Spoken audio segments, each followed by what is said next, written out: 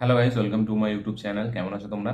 এখন আমরা কথা হলো মির্জার ট্রেলার নিয়ে, যেটা কালকে লঞ্চ করা হয়েছিল, কিন্তু কালকে একটু কাজের মধ্যে ছিলাম, তাই রিভিউটা করা হয়নি।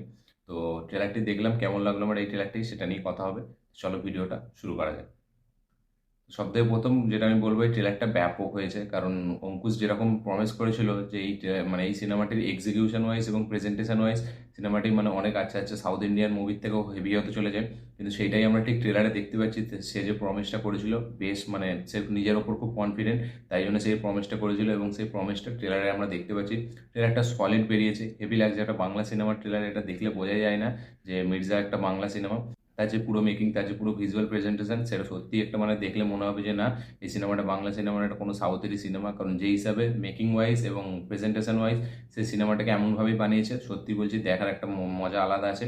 এবং সিনেমাতে যেটা গল্প, আমরা সেটা বুঝতে পারছি ট্রেলারটা দেখে, যে অঙ্কুশের যে ক্যারেক্টারটা, এই ট্রেলারটা অনেকটা মানে পুষ্পার কথা মনে করায় আমাকে। ইয়েস, কারণ এই যে ক্যারেক্টারটা সেরকম টাইপেরই হতে চলেছে।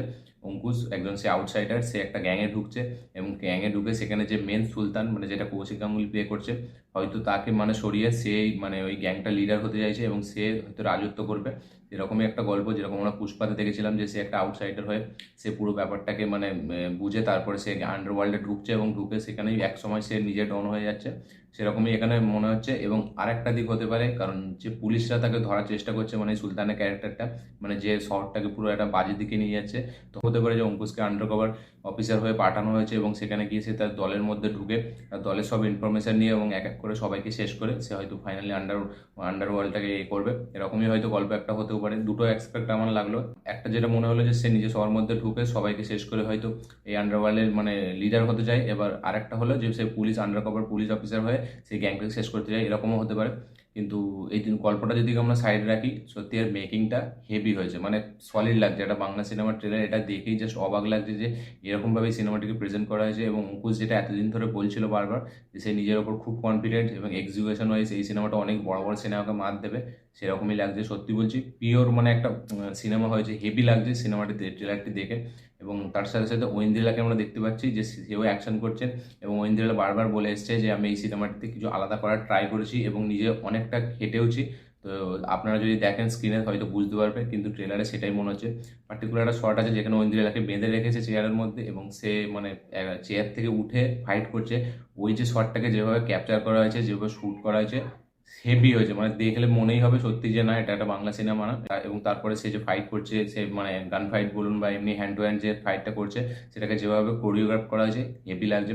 একটা 6 কোটি টাকার বাজেটের সিনেমা এইভাবে এক্সিকিউট করে প্রেজেন্ট করা, এটার জন্য হ্যাটস অফ। আমার হেভি লেগেছে ট্রেলারটি। মানে সিনেমা খারাপ হোক কি ভালো হোক সেটা পরের ব্যাপার, সিনেমার গল্প কেমন হবে সেটা পরের ব্যাপার, কিন্তু এর যে মানে সে যেটা প্রমিস করেছিল যে মেকিং ওয়াইজ সিনেমাটি অনেকটা আলাদা হবে, এবং সেরকমই লাগছে। এবং পুষ্পার অনেকটা ভাইব দিচ্ছে, পুষ্পা থেকে একটু ইন্সপিরেশন নেওয়া হয়েছে দেখে বোঝা যাচ্ছে।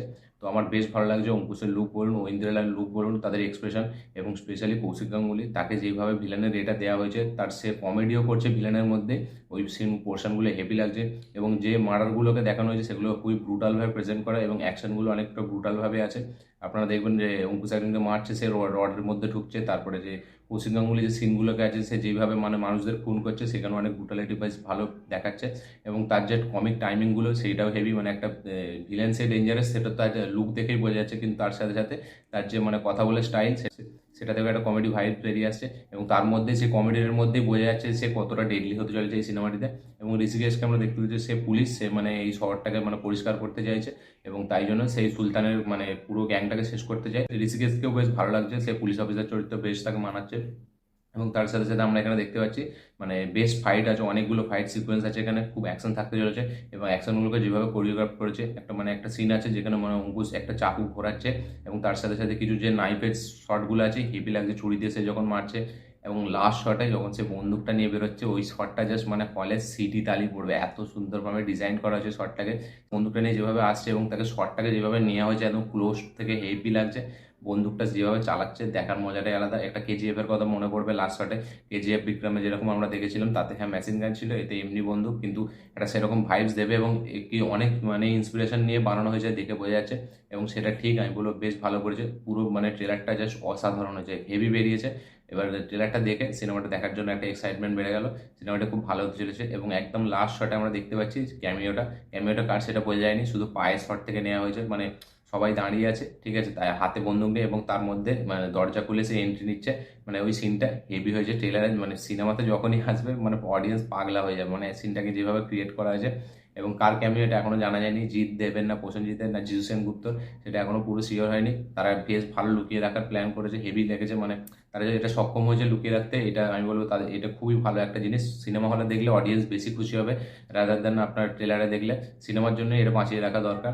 হেভি লেগেছে, যেমন বিক্রমে আমরা জানতামই না যে রোলেক্স আছে, মানে যে হয়তো একটু টাচ পেয়েছিলাম ছুরি আছে, কিন্তু ওইভাবে যে প্রেজেন্ট করবে ওটা ভাবা যায়নি।